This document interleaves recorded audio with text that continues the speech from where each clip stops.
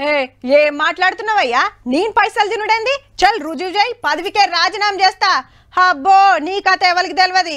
గా కాంట్రాక్టర్ తన ఎంత పైకం గుంజినవో అందరికేరికే.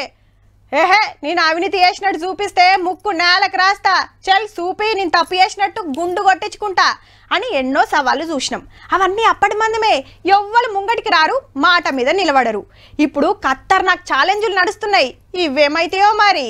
అసెంబ్లీ ఎదురుగా అమరవీరుల స్తూపం దగ్గరికి పొద్దున 10 గంటలకు నేను వస్తా, నువ్వు రా. ఆగస్టు 15వ తారీఖు లోపు నువ్వు 2 లక్షల మాఫీ చేస్తా అని, 6 గ్యారెంటీలు అమలు చేస్తా అని చెప్పి నువ్వు ప్రమాణం చేయి, నేను ప్రమాణం చేస్తాను. అక్కడి సూర్యుడు ఇక్కడ ఉదయించిన, భూమి ఆకాశం తిరగబడ్డా, తుఫానులు వచ్చినా, భూకంపం వచ్చినా, భూమి బద్దలైన 15 ఆగస్టు లోపల 2 లక్షల రూపాయల రుణ మాఫీ చేసి తీరుతా. నువ్వు అమలు చేస్తే నేను ఎమ్మెల్యేకు రాజీనామా చేస్తా, మళ్ళా పోటీ కూడా చేయను. నువ్వు అమలు చేయకపోతే ముఖ్యమంత్రి పదవికి రాజీనామా చేయడానికి సిద్ధంగా ఉన్నావా అని అడుగుతావు. రాజీనామా పత్రం జేబులో పెట్టుకో. 15 ఆగస్టు నాడు నీతో మాట్లాడతా బిడ్డ. మాట మీద ఉండాలి. నీ మామలాక మాట ఇచ్చి మాట తప్పి తలకాయ లేని మాటలు మాట్లాడతాం అనుకుంటున్నావేమో.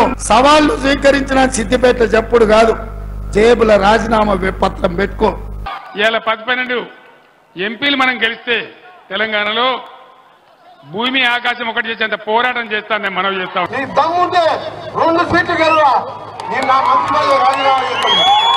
మేము ఈ 5 సంవత్సరాల కాలంలో 6 గ్యారెంటీలని చేయకుండా ఉంటే మేము ఎవ్వరం కూడా నిలబడమని చెప్తా ఉన్నాం. ఇది మా ఛాలెంజ్ అని.